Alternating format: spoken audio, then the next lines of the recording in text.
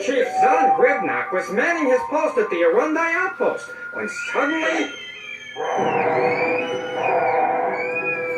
Desperate to protect our village, Gribnock led a team of undertrained, poorly equipped soldiers into battle.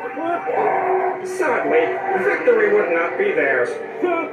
Chief Gribnock and his noble lot were captured, imprisoned, briefly pardoned, imprisoned again, and killed.